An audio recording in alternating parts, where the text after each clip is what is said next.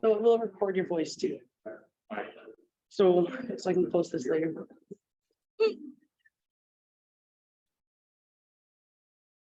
Stop sharing.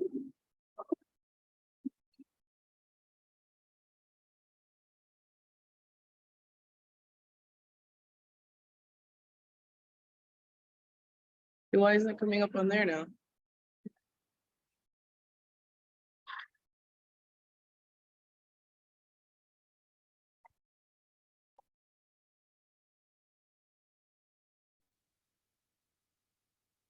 Sorry, I'm just having some technical difficulties.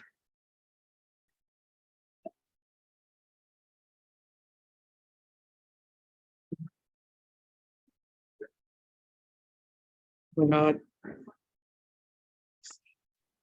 There we go. Share.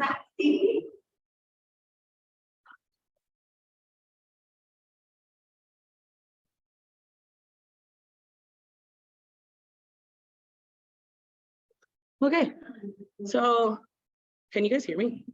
Should I turn up the mic? Hello. Okay, hold on.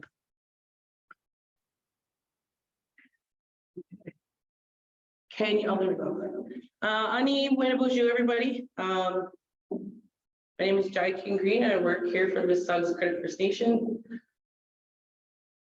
Getting some feedback. You might have to carry this around.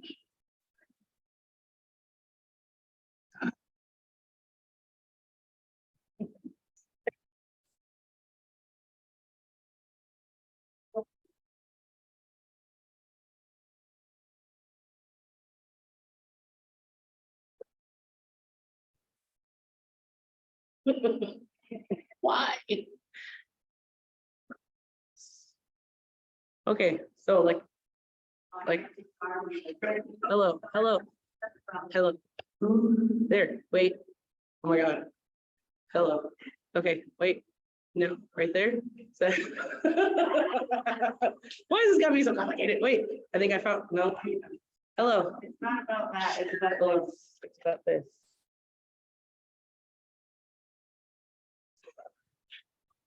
Oh, hello, it's cutting out now. There, no, how about now? Like, God. It's fine. Okay, no, it's cutting out. Wait, no. Yeah. He still won't be able to stand here with the feedback. If I move it this way though, and he's got the handheld, it'll work. Yeah, That's what we but do you for can't, everything right? else Because now. this is hooked up. You just have to move that. No, if I move it here, he can stand here with the mic, as long as he's like. So I don't need that. Okay, hi, everybody. Until we get the mic situated, I'm gonna have to yell. Or Tyrell will have to yell, so you have to use your big boy voice. Okay, so I work here for the Mississauga Credit First Nation. I'm the Special Events and Culture Unit Assistant. I work alongside Caitlin LaForme. And we've been doing our speaker series for a while now. The last few we did, oh my God, who are they with? Oh, she walked away. So we did a few before, and this one I wanted to focus kind of on our creation story, because at this time of year, this is when we're supposed to be sharing our stories and talking about a lot of the things that he's going to mention or go over tonight. But I want to preface this by saying, to tell the whole creation story would take a few days. And when we sat and listened to Jim Dumont a couple years ago, it was, a couple days, and he didn't even get to all of it.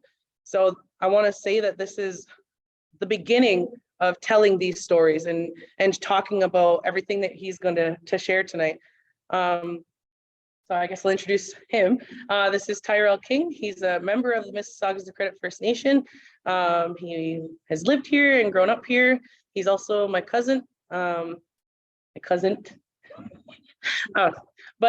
he's kind of like a little brother to me too. So, and I think that's how all Indigenous families are. We see each other not just as, our colonial titles, but we also see each other as more than that. So I'm gonna hand it over. I'll probably have to turn this mic up, so you have to use your voice until I get this working. So I'm gonna hand it over to Tyrell, and in the meantime, I'm going to try and get this mic working. Yeah, there you go. Anishinaabemowin. Heilig was in dit huis, waardoor zag ik een snegge om de master onderbouw. That just saw me from the Aambe or not weighing down. Thank you for yelling, so I don't have to do it. Yeah, what she said. And also, first of all, I would just like to say,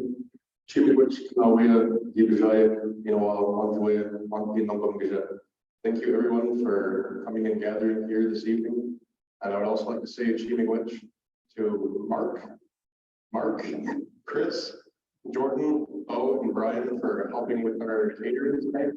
It was delicious, so you all. Oh, and Tim, right, and Tim. Sorry.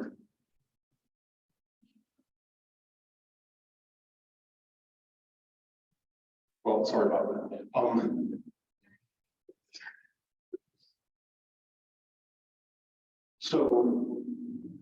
I was asked if I wanted to do this some months ago.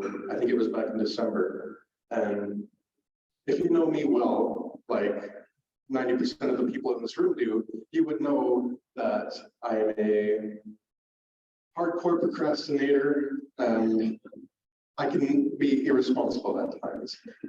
So having said that, the presentation you are about to see, it was not made by me. However, I will point out, I have permission to use and share this by Kim Sol, who I got the USB stick from, which is now in this laptop here. 1 second.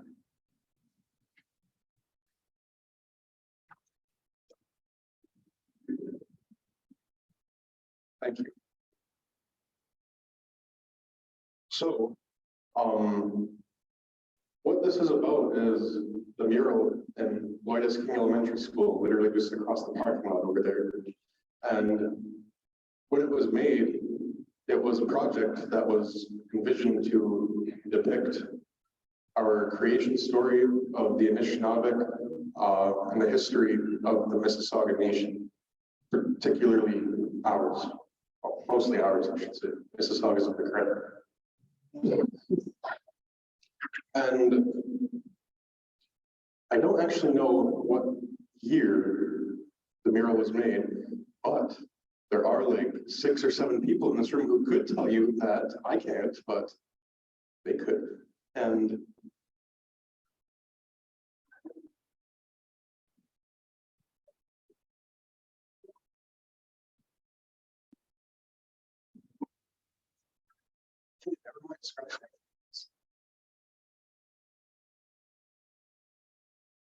yeah, I want to say 2002. So when it was made, it was guided by renowned Indigenous artists Philip Cote, Tracy Anthony from our own community, and Rebecca Baird, and as well as our own students from our community, Rachel King, Eric LaForme, and Jocelyn Hill. There may have been more, but those are the only names that I found a source for. So there are more. I'm sorry I didn't list them. Anyways, let's get into it. And also, I'm going to ask you to bear with me because I'm on about 4 hours of sleep. Well, yeah, I never did this before, so let's do it.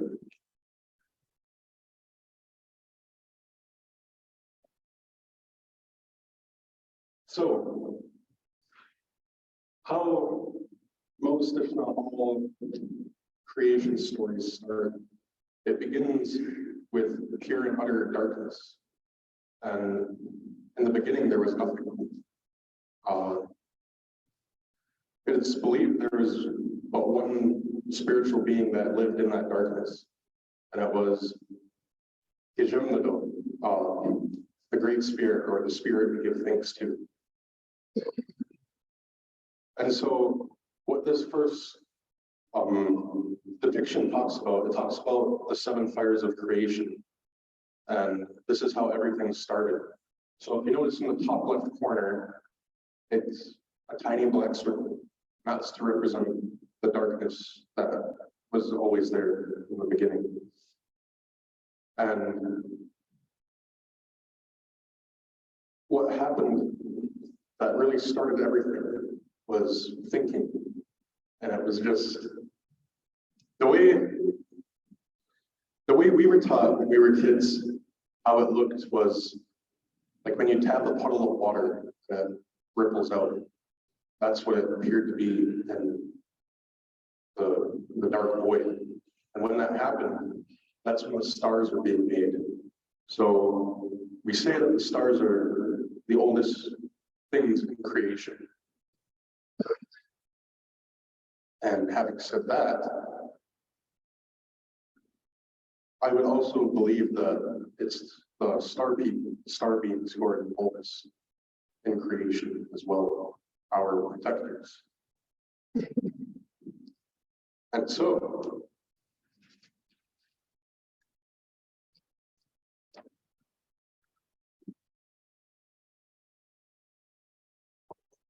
thanks. So the second fire of creation, it was our Jesus, our grandfather's son. And I couldn't quite remember how they said it was birthed, but the way I imagined it, it was just, he had all these big, great thoughts, and then, boom, you get the sun. And so that was the first light that was brought to the universe. And the third fire, what that represents is the balance that everything has in nature and within the universe. So Nokomis, the big Jesus, was made during that fire. That's our grandmother moon. And so the relationship between the sun and the moon, sorry, I keep burping in my mouth. It's no different than an intimate relationship between two people who love each other. And that's how they live, but they can never truly be together. Somehow they're okay with it. That's okay. And the fourth fire is this spiral down here that's going like as if Dr. Strange is using his sling ring. And what that represents is the first movement of the universe. Some say this is how all the galaxies are made. Some say it's all the vibrations and energy that are flowing infinitely throughout space.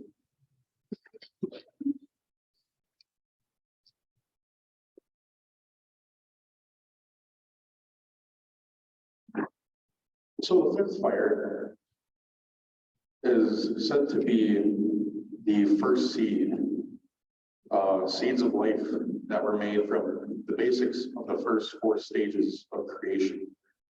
And okay, moving on. The sixth fire is our planet, Zhaabwiitoo'daa, Mother Earth. And when Mother Earth was made, that's when life started to thrive.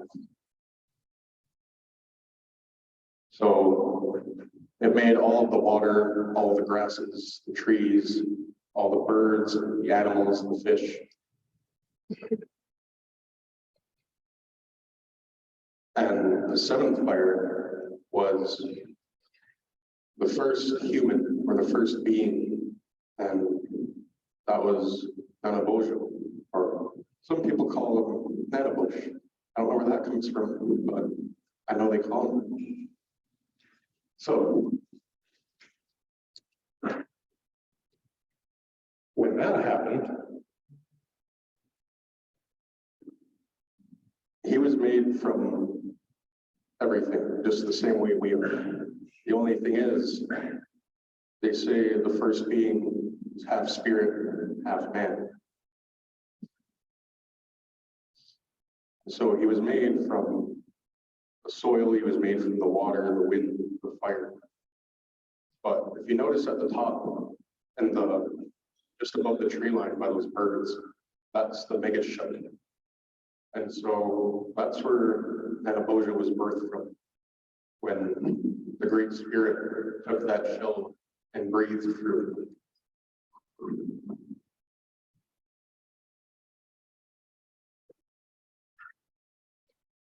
And we got this guy. It's coming again later, right? So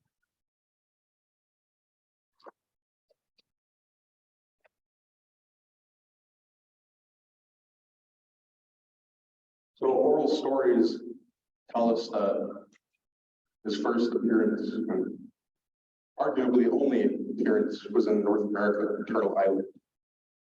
And what he was tasked with is to name everything in creation, so everything that he could see when he walked his journey. And I'd also like to point out down here where we see the two beings standing in the flowers. And you can also see another mega shell that has the air coming through it like whoosh. And that's the same way that life was birthed into our planet. But particularly about the blue-faced being, what I believe it represents is that everything in nature has a spirit, just the same as we do. So all the flowers, animals.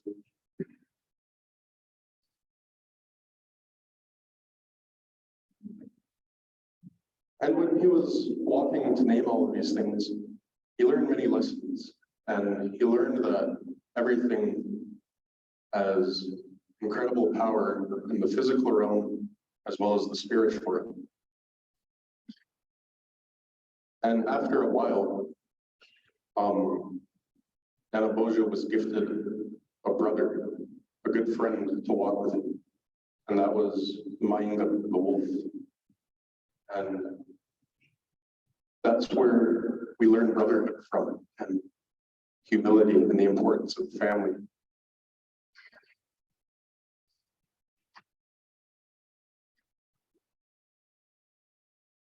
And so after a while, they would walk and they would protect each other, learn different lessons, name everything. That's when the Great Spirit told them it was time to part their ways. That even though they were walking this journey together, it was time for them to live their own separate lives.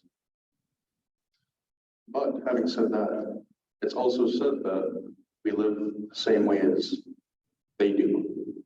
And that's one of the most important teachings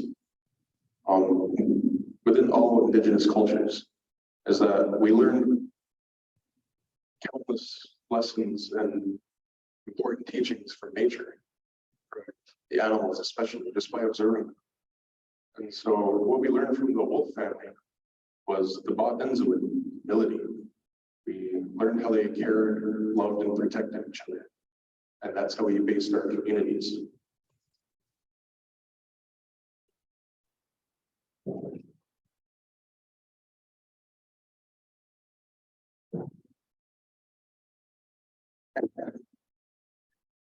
After they parted ways, Anishinaabemowin, he had a lot of questions that he wanted to ask.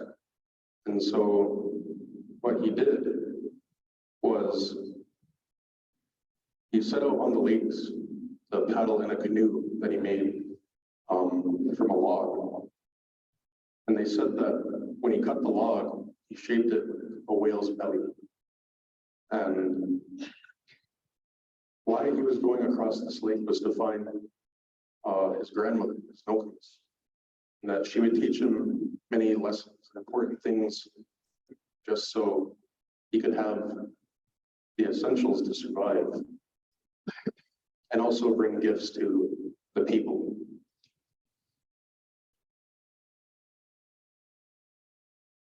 So when he met her, he built her a wigwam, birch. And that's what's depicted right beside his canoe.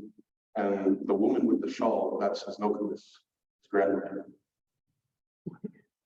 And he also hunted animals for her and brought her food to keep her warm for the winter and fed. And I actually just learned about this today, where another story of how he got the fire from to warm her lodge.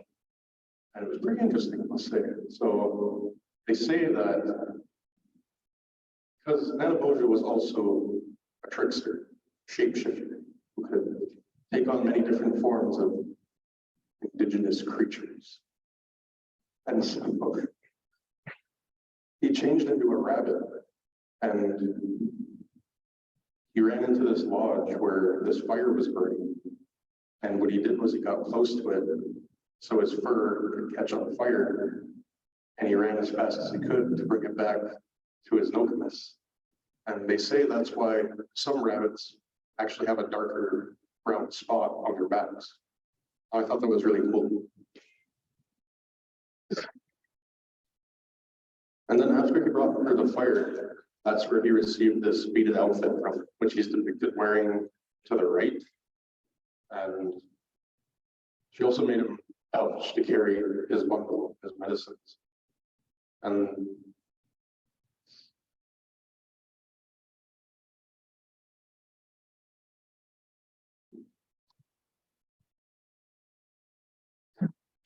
so after he was helping his grandmother, his next task was to go and find his father, because he never knew his father, he never knew where he was. And before he left, he actually made a home for his grandmother on the moon, which is the blue circle face thing, top right corner. And he started paddling away again.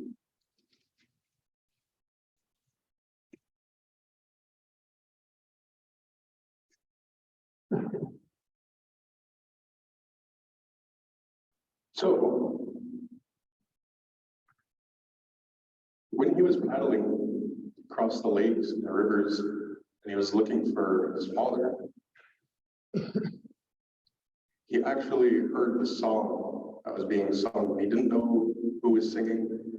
All he knows is that it was the most beautiful thing he ever heard, and he was drawn to it. So he followed it, followed the source to where it was coming from. And the closer he got, he ended up meeting the daughter of the firekeeper. And like most perfect Indian love stories, they fell in love, got married and shacked up, and they had 4 beautiful children. But the special thing about their children is that they represent many of the sacred elements in indigenous culture and identity. So you can see on the bottom where it has the bear and the 4 sacred medicines. So one of them represented a direction, a medicine, and an aspect of life.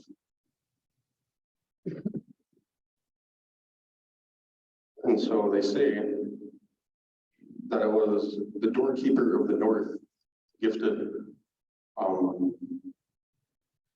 who gifted sweetgrass for protection, positive energy. And from the east, they were given tobacco for prayer, for thinking, for offering. From the south, they were given cedar for purification from diseases and protection.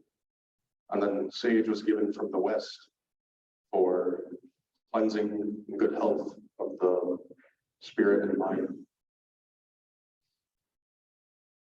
And so their sons, by the firekeeper's daughter in Nanabojo, their sons ended up marrying the daughters of the doorkeepers from this lodge. And after they got married, they split up in the 4 directions and they started their own tribes.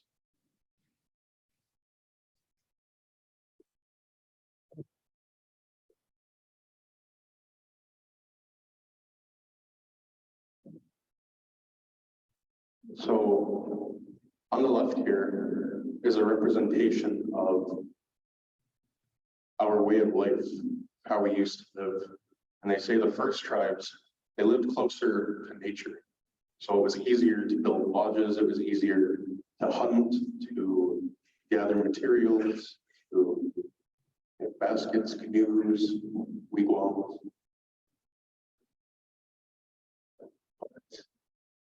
They also say life was hard, like always. And one of the hardest things they endured was the Ice Age. And that's what's depicted on the right.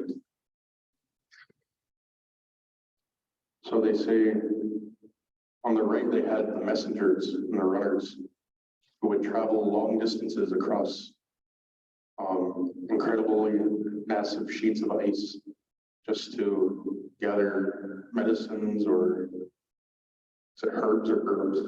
One of them. And yeah, but they made it through. I mean, we're still here. So it was all that.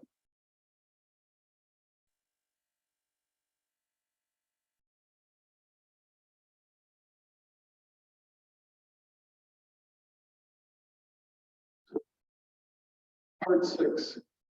This is like the 8th time I've talked about this today. Ain't that right, Mike? So what this part represents is the Great Flood. And again, going back to how in most creation stories, they're really similar. And even in non-Indigenous creation stories, there's Great Flood references.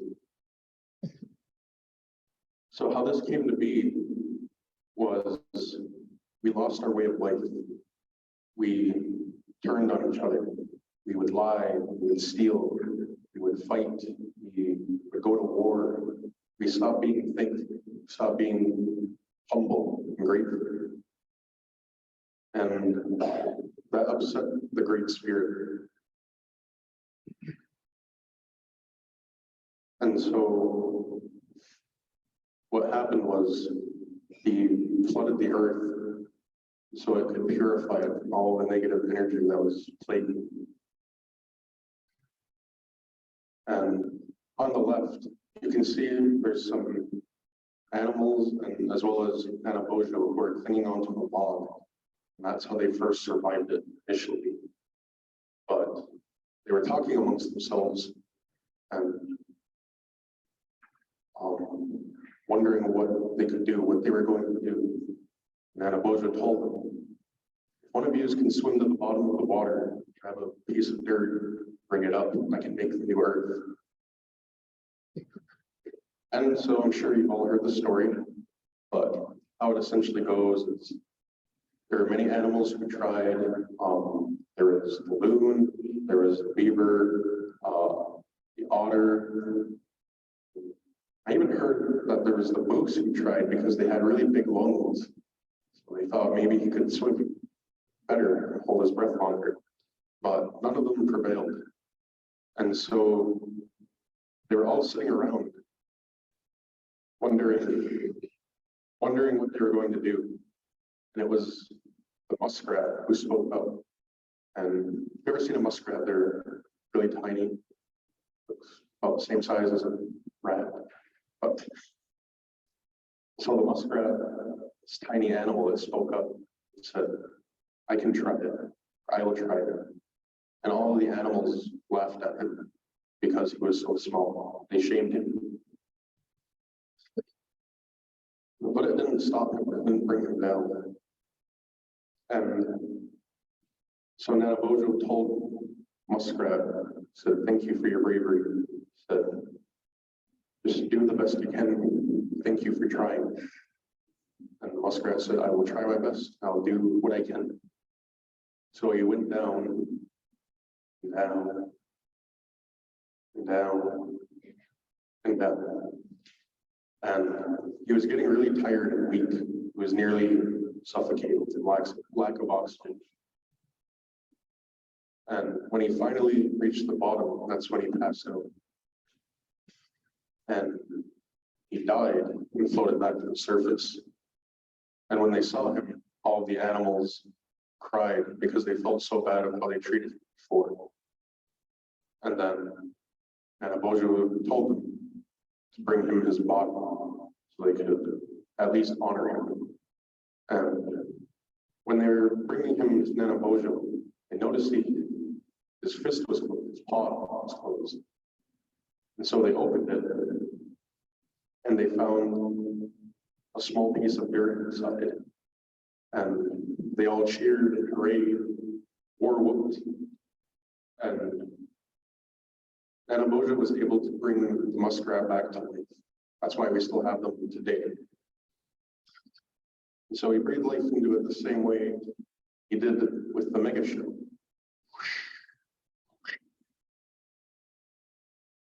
And he was brought back, and they all told him how thankful they are for his bravery and his sacrifice.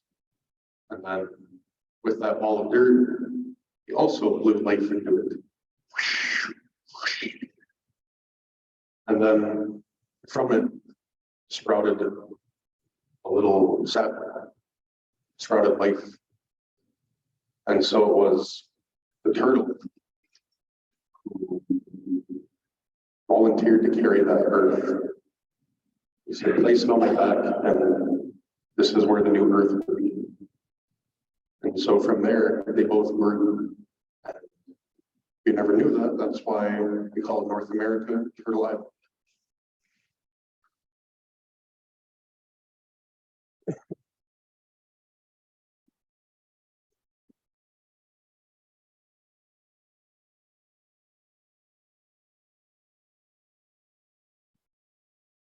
After the flood, Anishinaabemowin was reunited with his wife, and she came back as the morning star. I don't exactly know which one is her representation, but she's got to be somewhere.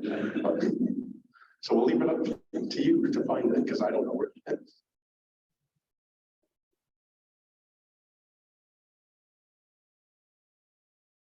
Oh, okay. Yeah, I thought so. Yeah. English. And so when they talked amongst each other, they both agreed that it was finally time for Anishinaabemowin to meet and confront his father and the rest of his family. And so that's exactly what he did. He traveled to the west, and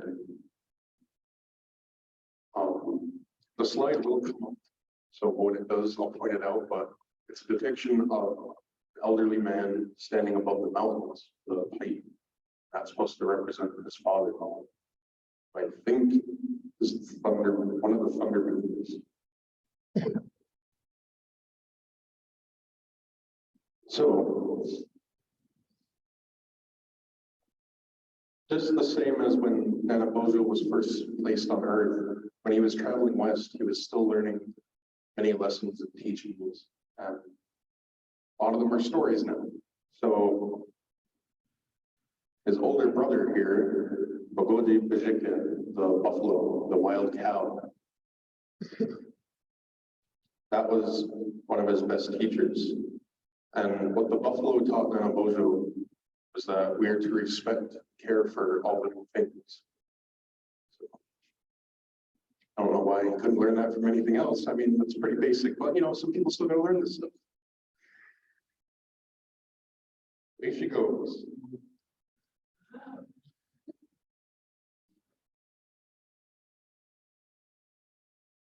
And also in the mountains, that's where he met the eagle for the first time. And the eagle taught him the importance of people offering their tobacco, because the eagle is the messenger for our thoughts and our prayers. So every time we offer sema, or every time someone from our family or our community passes, it's the eagle who carries them to the sky so they can be heard and retrieved.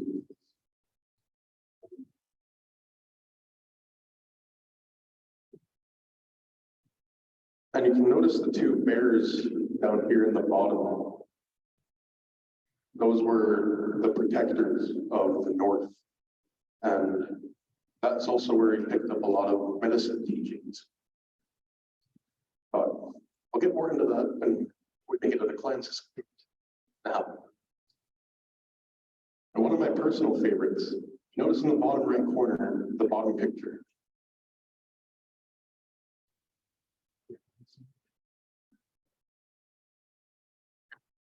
That, I don't want to get on stage, but yes.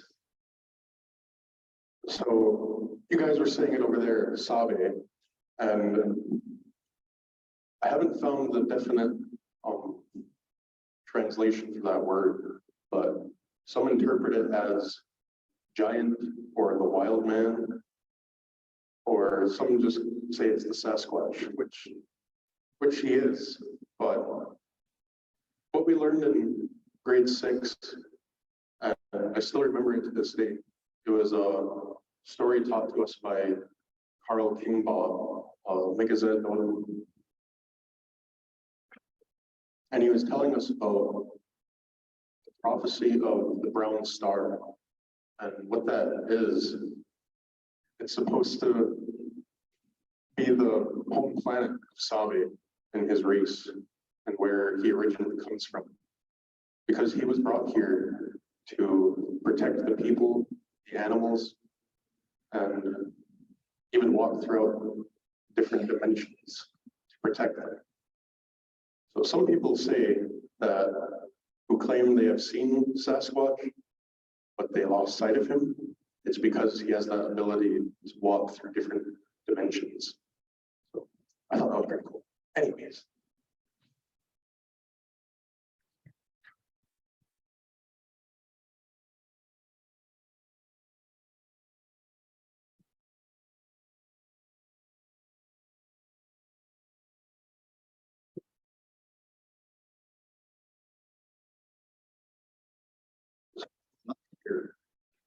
Here is the depiction, well, actually they both.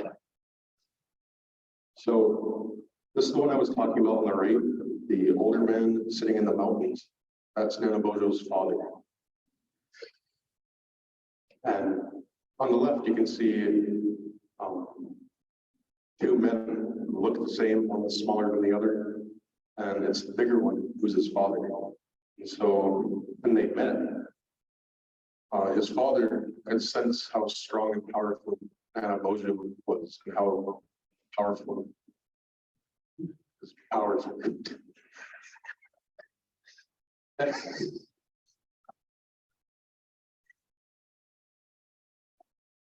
So we made powerful people look not powerful. But his father was also incredibly strong. And they say his father had the ability to carry the lightning and the thunder. And so before they were fighting, well, actually during their fight, Nanabojo used that against his dad, his own power. So he grabbed a piece of flint from his bundle, and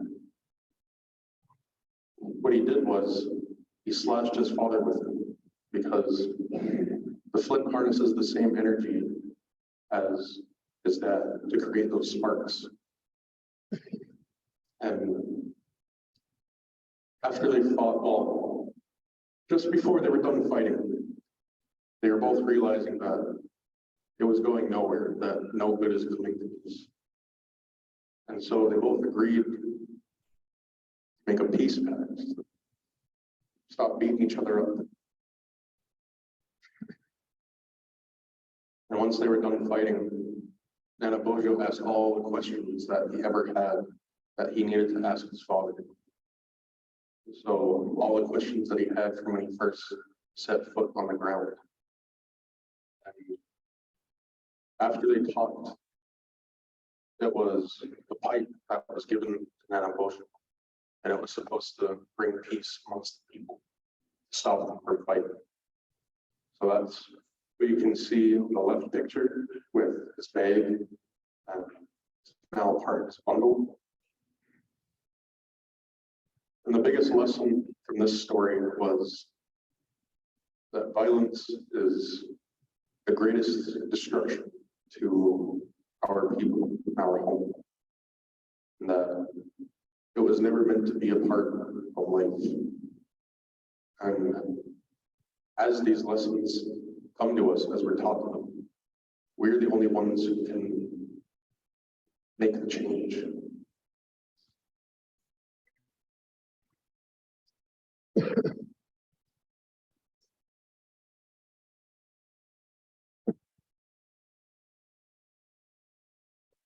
So, after him and his dad were done beating each other up, he decided to go back to the east to continue his journey, learn his stories and lessons. And in this one,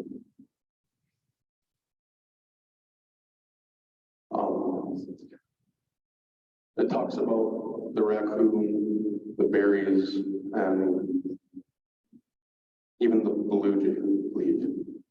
Yeah, but when he was coming back to the east, that's when he realized, the importance of understanding that we're all one. Everything is connected, even though there's different races, there's different animals, different living things. We're all on the same plane, we're on the same realm. No one is above or below.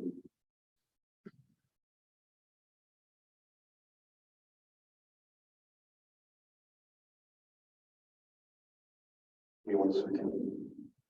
So, from the raccoon, the Ezebon, that's where you learn the importance of taking care of our bodies and our food.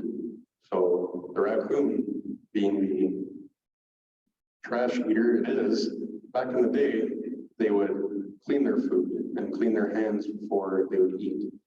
And that's the lesson that he learned from watching. And the strawberries, what they taught our people, what they taught Nanabojo, was that it's essentially the heartbeat of the universe, heartbeat of nature. And it's the first berry to grow and ripen of the year. And so the word we have for that, as you all may know, is Damon, heartberry.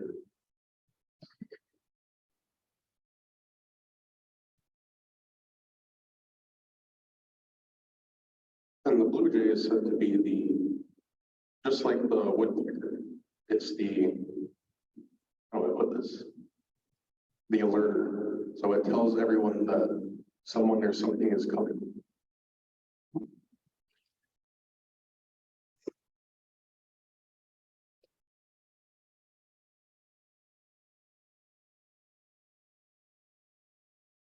This next one is cool too. So I'm sure many, if not all of us, have been to Niagara Falls, and that's what's depicted in the top picture. And what the bottom one talks about is the Anishinaabe migration story. And it's actually a 500-year journey, the migration of the Anishinaabe people. And so the best way I know it is that the oral stories start as early as 900 to 1400 AD, if I'm not mistaken. And where we originally started this journey was on the East Coast, where like Halifax is, Nova Scotia. We had prophecies of these light-skinned people coming to the land, and that it was going to change our lives. And so what these prophets told us was that we needed to move inland to save our people. That was the best way we could save ourselves. So if you see the mega shells on the map down here, that each one of those represents a major stopping point in our migration journey.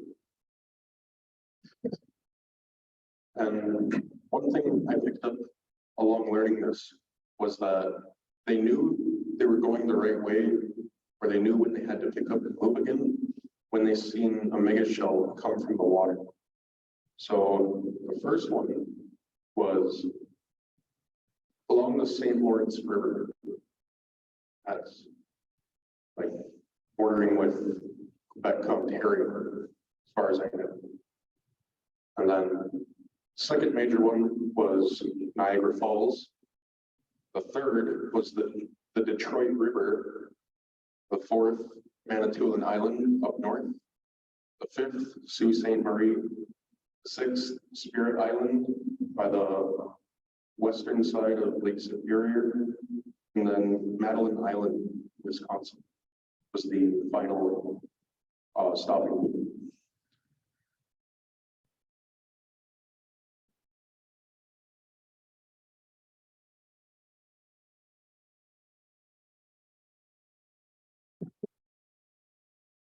Now, so I'm sure you all heard of this before, the Three Fires Confederacy, and we're part of it. So what the Mississaugas are, what we are, is we're a subgroup of people under the Anishinaabe Nation or the Ojibwe Nation. And so in the Three Fires Confederacy, consists of the Ojibwe, the Odawa, and the Potawatomi. And they occupied a large section of territory in North America. And each one plays a special role in the Confederacy. So the Odawa are the tradespeople. They conducted our trading and business transactions. The Potawatomi are the firekeepers, and the Anishinaabe are the knowledge keepers. Now, I don't know why exactly Potawatomi are the firekeepers, and Odawa are the tradespeople, other than what I just told you. But as for the Ojibwe, we're known as the knowledge keepers because of the birch bark scrolls we had, because that's how we recorded our teachings. And so the first light-skinned people were the fur traders, the explorers, and the Jesuits. And, well, we all know that story.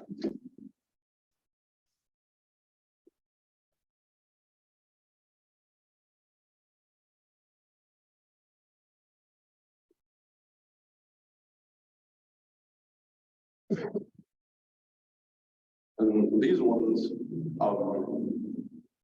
these are representations of how our lifestyles changed throughout the course of history. So on the right is Reverend Peter Jones, and what he was noted for was for leading the Mississaugas of the Credit from our original establishment to this place. So that's where we came from. And behind him is a depiction of the Credit Mission Village, where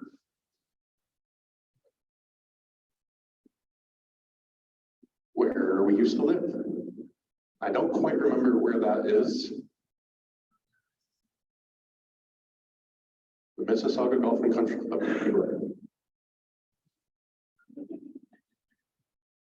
And then on the left is, I believe, the depictions of the council house and the church in our community. And so this is just depicting how we had to adapt just to survive with settler encroachment and colonialism.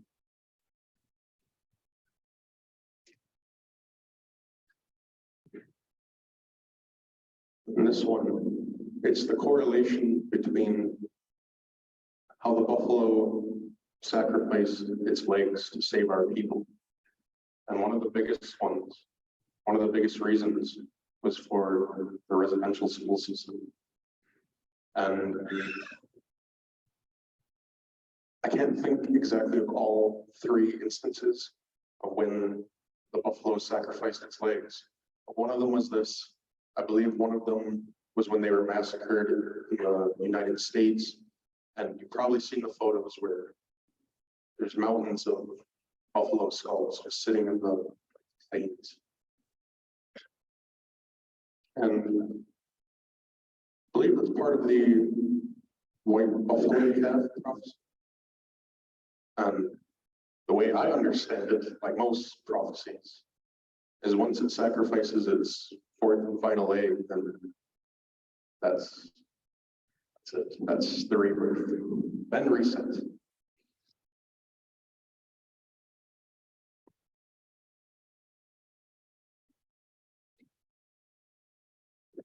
This one is honoring our veterans who, from our community, volunteered to fight in the wars throughout history. And they fought for both Canada and the United States. And so there was 81 people from Mississaugas of the Credit who served in different wars, such as World War I, World War II, the Boer War, the Korean War, several US conflicts. We still have community members serving today.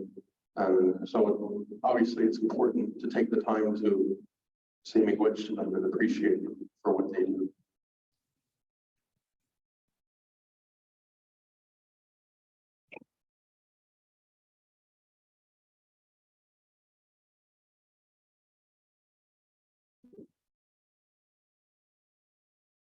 Now, this one, bear with me, it's a little bit. So, to help the second people, they had hard times. And I think that's a reference to after the flood, maybe. But it was the grandfathers, the spirits of the grandfathers.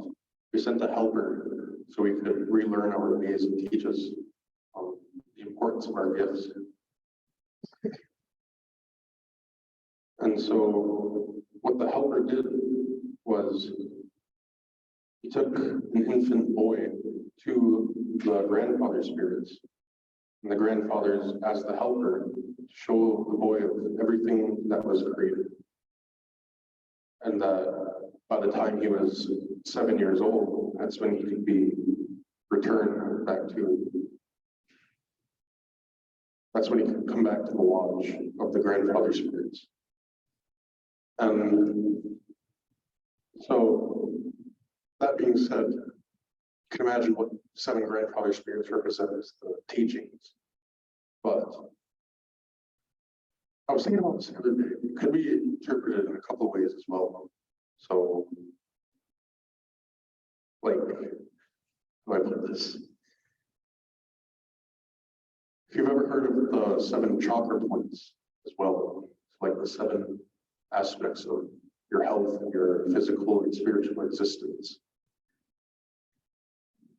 I had something else too, but I can't quite remember it. But interesting. So over the years, Boy had a helper, was the otter in the top picture, the bottom right corner. And so when they were going back to his village, they would collect the mega shells that they would see along the way. And that's when he was also learning more about the 7 teachings and the 7 gifts.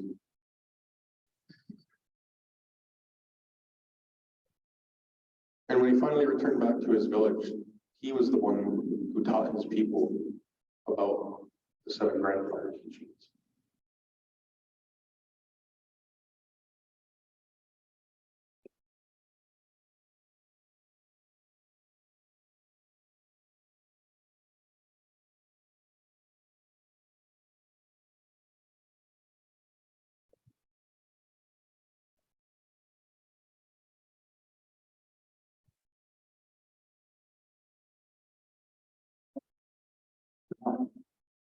So this elderly man, he received the 7 gifts.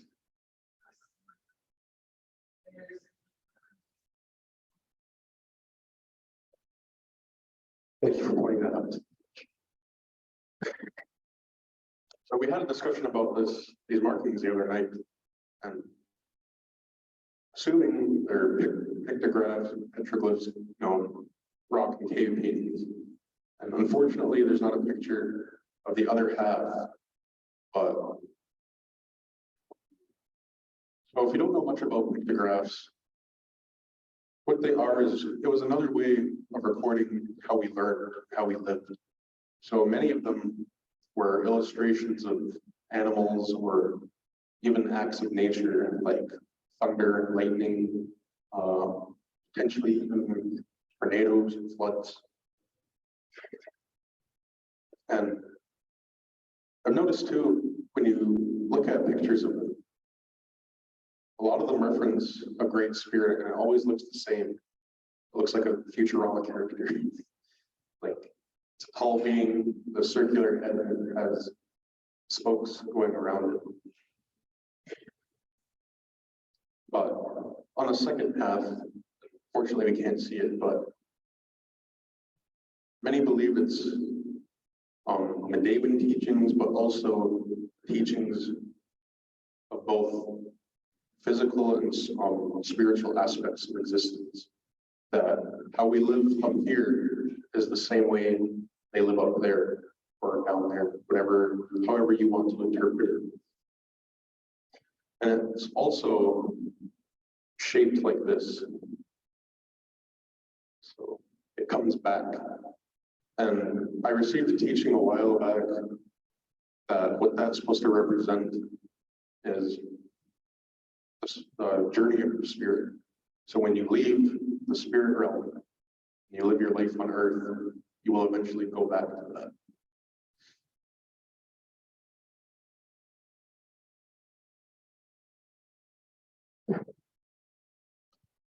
So the elderly man depicted here, like most elders and knowledge keepers, he had already learned about the 7 gifts, the 7 teachings, and he passed them on to the young boy sitting in front of him. And when this boy became ill, there was a special type of lodge that was built for him that could help him, and so he could heal.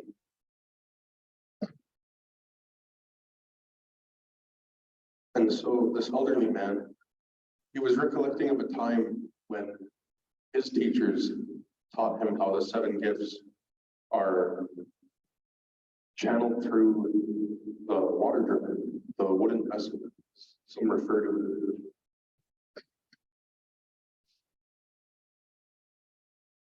And after the drum was made, after it was used in the boy's ceremony, that's when he was healed from his illness.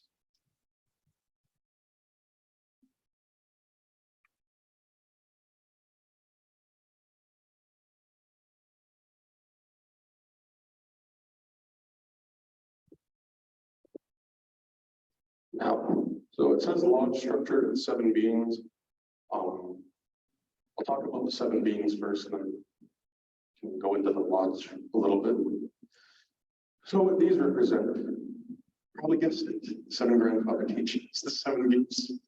But that's okay because it's important to remember them, even though you may already have learned them. But what's different about these ones is that these are considered prophets or spiritual helpers. And if you'll notice, the one on the bottom right has a different painted face than other ones. And the reason why is because they brought teachings of gifts that the Anishinaabemowin have. So the first 5 represents 5 human senses that all people have. Your touch, your sight, your hearing, your smell, your taste. And the 6th one, it was the teaching of intuition, of instinct. But the 7th one, however, it was a special teaching I talked about seeing ahead, seeing into the future. And the reason why it's painted differently is because they say that our people weren't ready to receive that teaching when they first came to us. And how the prophecies go is that once the final fire is lit, once the rebirth is commencing, that's when that teaching will come to us.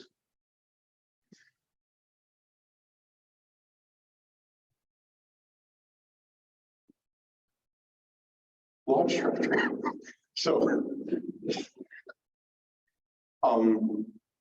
assuming it references the Meday Lodge, I don't know much about Medewin society myself. However, I've been told a little bit about it. So there are always people of each clan sitting within the lodge, if I'm correct. And it's the people from the Bear clan who sit at the eastern doorway to protect it. That's also where those water drums are used, typically in those lodges.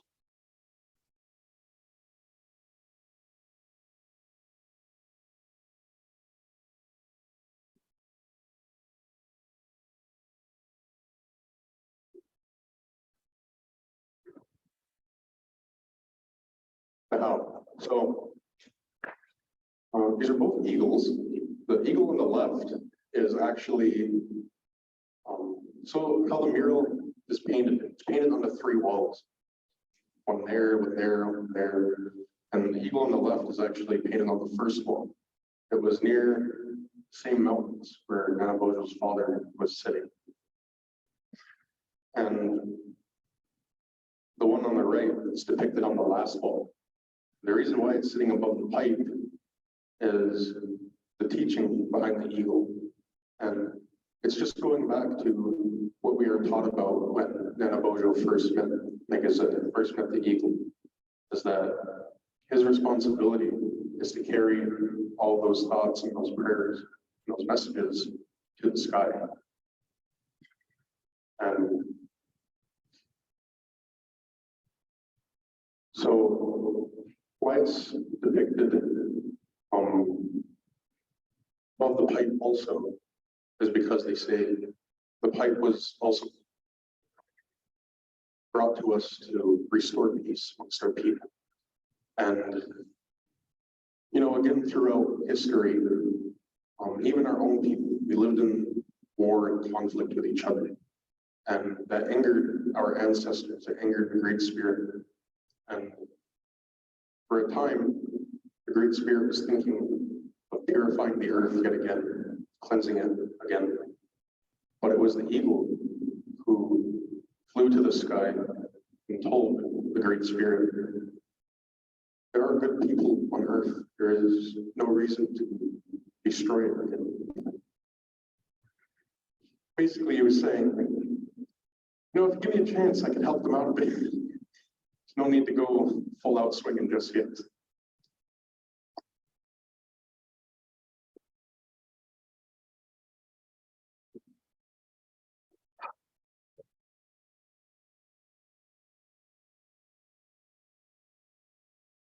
Well, that's the sheet, but I can still talk about it. So, what this is representing is the importance of our visions and the importance of our spiritual being. So if you notice on the left, it has the spirit bearer, which is sitting above Zhaabwitoo'daa, and then I believe that boy sitting beside Zhaabwitoo'daa is supposed to be a boy who's going on his journey to obtaining his vision, going through his rites of passage. And the image on the right, it looks similar to the first one. We saw the spirit walking through the flowers. And where this one is depicted, it's illustrated right beside the drawing of how our sweat lodge is set. So what this is representing is when our spirit is elevated from our body. And we escape this realm and we go back to the spirit realm.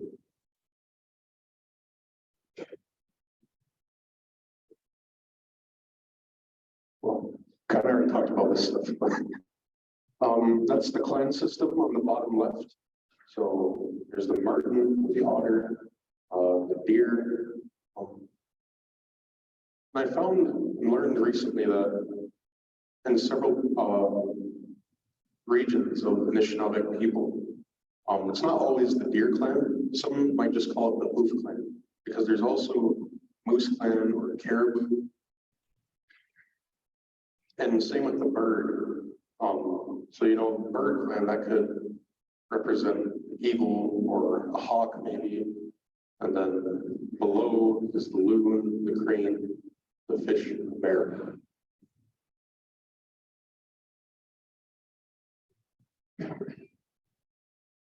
And this one, this is the basis of everything.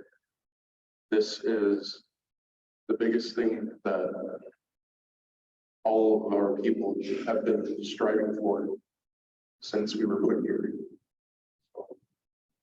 So notice, I don't know if you can see it that well, but what the drum and the singers are sitting on, they're sitting on the world.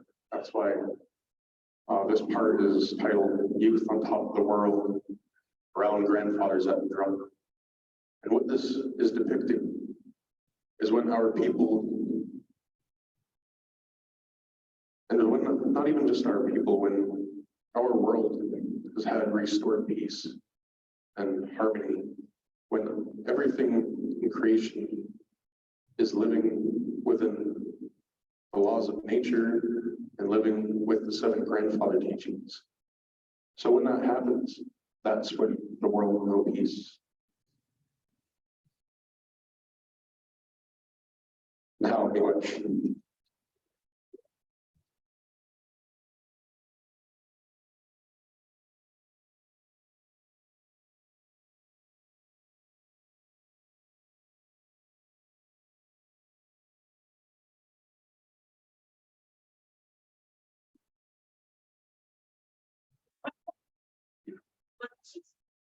Does anybody have questions? I can try and answer them the best I can if you do.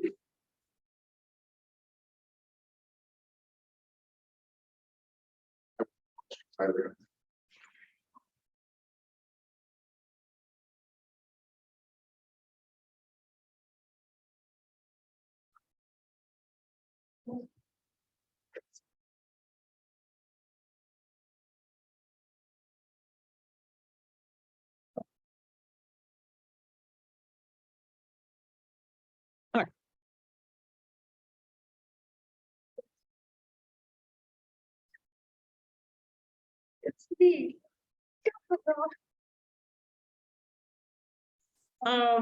So on behalf of the Mississaugas of Credit First Nation and the Special Events and Culture Unit, Caitlin and I want to give another round of applause to Tyrell King.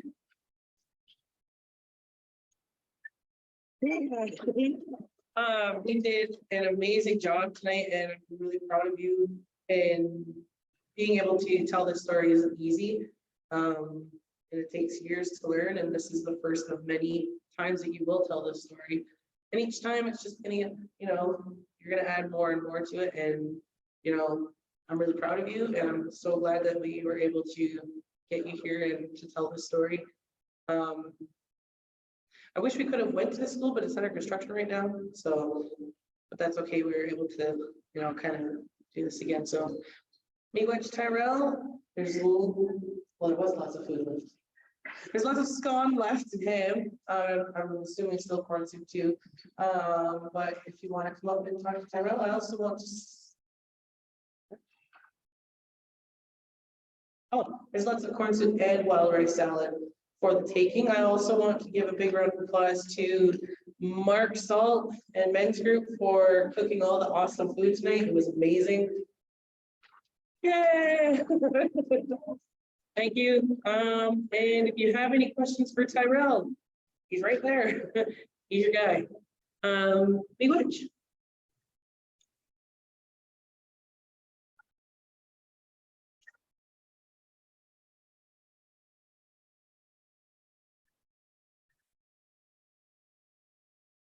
Pardon me? Hello, hi. Hi, nice to meet you. Yeah, I'm Anita Zhaabwiitoo'daa. Mhm.